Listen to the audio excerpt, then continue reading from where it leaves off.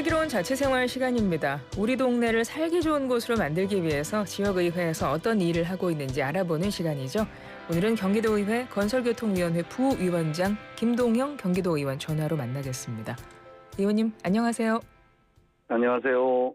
네, 슬기로운 라디오 생활 청취자분들에게 인사 한 말씀 먼저 해주시겠어요? 네, 안녕하세요. 슬기로운 라디오 생활 청취자 여러분 반갑습니다.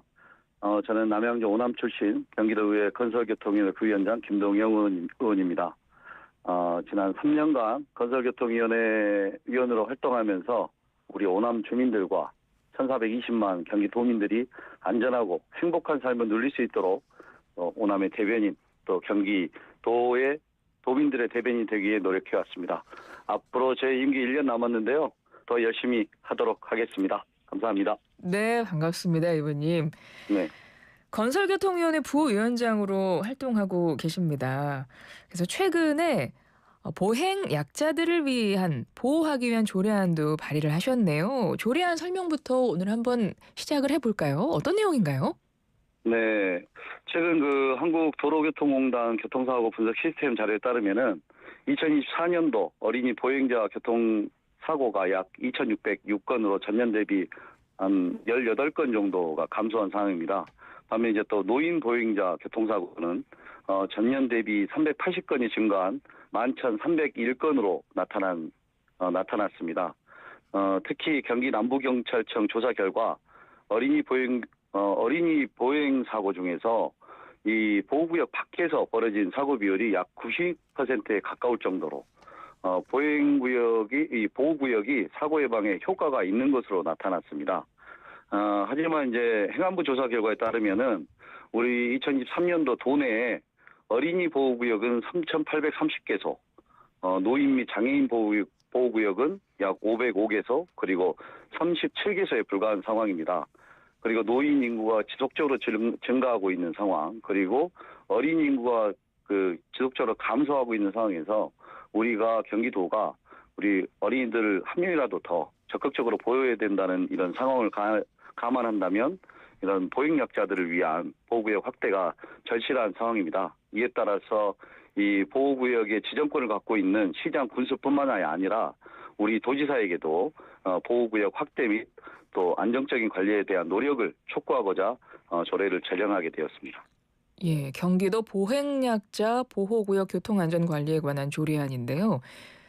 보행약자 보호구역이라고 하면 일단 가장 먼저 떠오르는 건 학교 근처에 있는 어린이 보호구역이 가장 먼저 생각이 나거든요. 네네네. 그 외에 또 어떤 것들이 있죠? 어린이 보호구역도 있고요. 노약자 보호구역도 있고 주민보호구역도 있고 다양하게 있습니다. 그렇군요. 네네네. 그러면 이런 보행약자 보호구역들이 지금 말씀해 주신 그런 것들이 좀 확대될 수 있는 건가요? 네, 그렇습니다. 특히 어린이 보호구역과 달리 노인과 장애인 보호구역은 더 우리가 적극적으로 확대 지정이 필요한 상황입니다. 먼저 이제 노인 보호구역의 예를 들자면 경기도 내의 노인 보호구역의 약 98%가 경로당이나 아니면 마을회관 같은 노인 복지시설 주변으로 되어 있습니다. 그런데 노인분들이 또 자주 찾는 곳이 생활체육시설 등이 있지 않습니까? 근데 이 주변은 보호구역이 설정된 구역도 있고 안 된 구역도 있습니다. 설정된 경우가 전체의 약 2%에 불과한 상황이거든요. 근데 실제로 노인들의 이런 보행의 교통사고가 주로 많이 발생하는 곳이 전통시장이나 약국 인근 이런 곳에서 좀 사고가 발생을 하고 있는 상황이거든요. 따라서 이게 이렇게 다른 지정하지 않는 장소에서 사고가 다발로 일어나는 것은 이렇게 보호구역을 지정하지 못해서 이런 안타까운 사태가 좀 벌어졌다고 생각하고요. 이번 조례 제정을 통해서 어린이나 노인 그리고 장애인 보행 사고에 대해서 경기도가 빅데이터를 수집하고 또 분석하고 조사하고 연구해가지고 보호구역을 추가로 지정을 할 수 있는 근거를 좀 확보하고자 합니다. 예, 이 조례안이 본회의 심의는 언제 열리죠? 이거 열리지 않았나요? 본회의가 지금? 지금 열리고 있습니다. 본회의가. 그렇죠. 그러니까 이번 네네. 본회의 때 좀 통과가 되기를 기대를 하시겠네요. 일단 상임위에서 통과가 되면 바로 또 마지막 본회의 날에 일괄 상정해서 통과가 되는데 네. 큰 무리 없이 통과가 될 것으로 저는 예상하고 있습니다. 네. 건설교통위원회에서 활동을 하셔서 이런 조례안도 만드셨겠지만 또 여러 네네. 가지 뭐 건설교통위에서도 살펴볼 만한 뭐 문제 뭐 현안들이 많으실 텐데 어떻게 네네. 이 보행 약자를 위한 조례안을 만들어야 되겠다 생각을 하셨던 건가요? 일단 먼저 그 제19 오남을 보면서 많은 문제의식을 느꼈습니다. 그러니까 오남 양지리에 있는 뭐 양지 아파트에서 성우 아파트 구간, 여기는 이제 노인과 학생들이 굉장히 많이 지나다니거든요. 근데 여기는 인도조차도 지금 개설돼 있지 않은 상황입니다. 어. 이제 그래서 제가 이제 경기도 특별조정 교보급으로 인도를 만들기 위해서 지금 나서고 있지만 조금 사회주 매입 등의 이제 문제가 좀 많아서 약간 난제가 좀 산적한 상황이거든요. 근데 여기에다가 또 그곳이 노인이나 학생, 뭐 어린이를 위한 보호구역 지정이 돼 있지 않은 상황이에요. 그래서 우리 오남 주민 여러분들께서 굉장히 항상 위험에 노출돼 있는 상황이거든요. 그래서 이 문제를 남양주시에만 맡길 수가 없다. 또 경기도 역시 역할을 찾아야겠다. 이런 문제의식 때문이고요. 또 두 번째는 아까 말씀드린 그 통계에서 약간 그 문제의식을 좀 찾았습니다. 그러니까 보호구역 외에서 사고가 많이 발생한다는 것은 첫째로 보호구역은 굉장히 보호구역에서는 역할을 충분히 잘 하고 있다. 네. 자동차 주행 속도를 제한하고 또 이제 뭐 보호시설들 이렇게 설치하지 않습니까? 이름으로써 보행자가 교통사고가 나는 것에 대한 이 예방 효과가 충분하다라는 부분인 거고, 다음으로 이제 보행 약자들이 주로 이용하는 이 공간들이 학원이나 인근이라든가 또 노인분들은 뭐 전통시장 이런 데 많이 가시잖아요. 네네. 이런 부분들에 대해서 지금 지정이 잘 돼 있지 않는 상황. 따라서 이곳을 좀 더 확대 지정해야 된다는 이런 문제의식을 갖고 했고요. 따라서 그런 취지에서 이번 조례를 제정을 추진하게 되었습니다. 네. 앞으로 실제 교통사고도 줄어드는 효과가 있지 않을까 이런 기대를 저도 해보게 되고 네네네. 사실 의원님이 최근에는 또 지역 예산 확보해서 지역군의 초등학교의 보행 안전시설은 직접 또 설치를 하셨네요. 네, 네, 맞습니다. 작년 2024년도에 제가 경기도 특별조정교부금 약 4억 5천만 원을 확보를 했거든요. 그래서 이제 오남에 있는 저희 오남도서관, 양호초, 양호중, 그리고 쌍용아파트 인근 어린이나 학생들이 주로 많이 다니는 곳을 중심으로 해가지고 바닥형 신호등이라든가 음성 안내 보호 장치를 설치했습니다.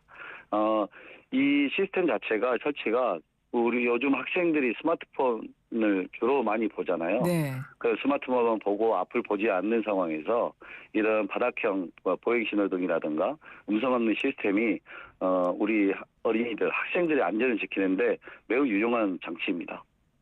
그렇군요. 네네. 그런 보행 안전시설을 직접 설치를 하셨네요. 주변 네네. 학생들, 뭐 학부모님들 반응이 어떠세요? 제가 이번에 대선 기간에 동네를 엄청 많이 돌았는데요. 네. 특히 이제 그 설치된 곳을 한번 지나면서 우리 학생들, 학부모님들 같이 만나서 얘기를 해보면 굉장히 많이 밖에서 좋다고 그동안 다른 데는 있는데 왜 우리 학교 주변이나 우리 동네에는 아, 이런 게 없냐라고 하는데 굉장히 아쉬워했는데 예. 그 이제 제가 또 설치했다고 하니까 학부모들, 학생들 엄청 네. 좋아하더라고요. 많이들 좋아하시죠. 네네네네. 실제 아마 효과도 크지 않을까 이런 생각도 효과도 들고. 많습니다. 왜냐하면 맞아요. 야간에 굉장히 어두운데 이걸 통해서 야간에는 더 많은 효과를 발휘할 수 있습니다. 그래서 학생들의 안전이 그만큼 된다고 저는 생각을 하고 있습니다. 그렇죠. 네네네. 그래서 경기도 보행약자 보호구역 교통안전관리에 관한 조례안에 대해서 최근에 발의하신 조례안에 대해서 자세한 설명을 들어봤고 또 네. 다른 조례에 대해서도 여쭤볼게요. 이거는 네네네. 지난 연말입니다. 경기도 내 노선 버스를 친환경 버스로 전환하는 내용의 조례안이 통과가 됐어요. 그러면 네네네. 앞으로 친환경 버스들이 도입이 되겠네요. 네, 맞습니다. 친환경 버스는 이미 도입이 이루어지고 있었습니다. 근데 이제 2024년도에는 약 1281대, 2층 버스는 약 48대, 그리고 저상 버스가 1233대 등 도입이 된 상황인데요. 현재 이 친환경 버스가 공급 부족으로 아직 교체되지 않은 경유 차량들 아직까지 많이 있는 상황인데 이렇게 친환경 차량으로 전환을 이루어지는 건 속도감 있게 하자라고 해가지고 이런 조례를 만들었고요. 다만 이제 최근 들어 한 2년 전부터 해가지고요. 이 친환경 차량들이 중국산을 중심으로 한 외국산 전기버스 도입이 늘어나면서 안전성에 대한 우려가 굉장히 많았습니다. 안전성과 네. 품질에 대한 문제. 그러니까 배터리가 부실하다든가 아니면 노후화가 빨리 된다든가 또 배터리 그 재활용도 굉장히 어렵다. 이런 문제 제기가 언론을 통해 꾸준히 제기돼 왔는데요. 제가 그 경기도 노선버스의 환경 친화적 자동차 전환 지원 조례를 제정해서 친환경 차량 도입에 대한 기준 모델을 우리가 선정을 하고요, 경기도가. 네. 그리고 이 친환경 기준 모델 내에서 이 도입을 할 수 있도록 권고하는 내용을 담고 있어서요. 이 환경 친환경 차량의 품질을 높이고 그럼으로써 우리 도민들이 버스 이용하는 데 있어서 만족도를 높이는 데 도움이 될 것으로 생각합니다. 친환경 버스라고 하면은 뭐 전기차 버스가 있을 것이고 수소 저상 버스 이제 네네. 요런 것들을 말씀하시는 거죠. 네네, 맞습니다. 그러면은 조례가 작년 연말에 통과가 됐기 때문에 그 조례안에 네. 담긴 내용에 따라서 지금 조금씩 좀 개선이 되고 있나요? 네, 개선이 되고 있고요. 최근 들어서는 제가 그 우리 공급하는 회사와 함께 또 경기 우리 집행부들과 함께 하나의 협약을 한번 해보려고 합니다. 계속해서 미팅을 통해 가지고요. 경기도에 좀 더 친환경 차량들이 배정이 더 많이 될 수 있도록 하는 시스템을 한번 구축해 볼까 생각을 하고 그렇게 할 생각입니다, 지금. 예.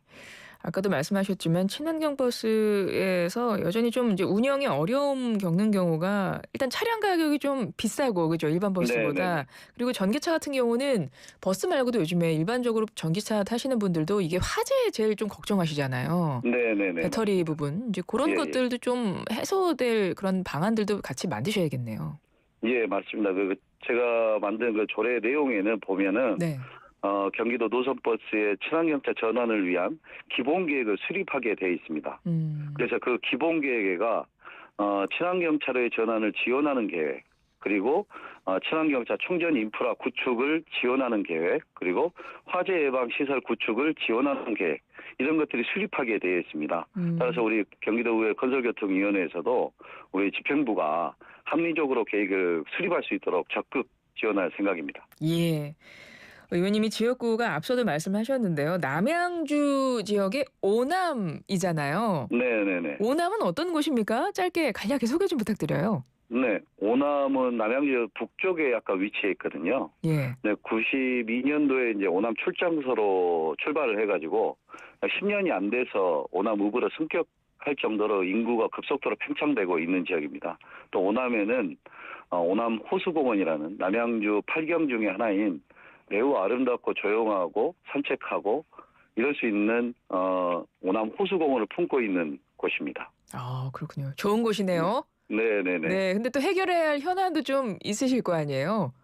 예, 맞습니다. 그러니까 인구가 급속도로 팽창을 하다 보니까 과정 중에 좀 여러 가지 문제가 있었습니다. 일단은 첫 번째가 난개발 문제고요. 아. 그리고 두 번째가 교통 문제, 세 번째가 삶의 질 향상을 위한 여러 가지 운동시설이나 여가시설, 휴식 공간이 좀 부족하다는 문제들이 있었거든요. 그래서 제가 그동안 건설교통위원회 위원을 하면서 98 국지도를 개통시키고 또 8호선도 완공시키고 해가지고 좀 하고 있지만은 아직도 교통 문제에 있어서는 좀 그 4, 8호선 연결도 문제가 남아 있고요. 다음으로 이제 난개발 문제 같은 경우는 지속적으로 좀 풀어야 될 문제고, 세 번째 삶의 질 향상을 위해서 지금 우리 그 휴식이나 운동 공간이 매우 부족합니다. 네. 오남에는 오남천과 어람천 두 개의 지방하천이 있어요. 그중에서 오남을 대표하는 오남천, 이거를 이제 우리 주민들의 품으로 돌려주자 해가지고 약 4.5km 정도 되는 구간을 지방하천 정비 사업을 통해서 우리 주민들이 이곳을 통해서 이제 그 체력 단련도 하고요. 그리고 여가도 보내고 산책도 즐길 수 있고 가족과 연인들이 함께 쉴 수 있는 공간을 좀 변화시키기 위해서 노력을 하고 있고요.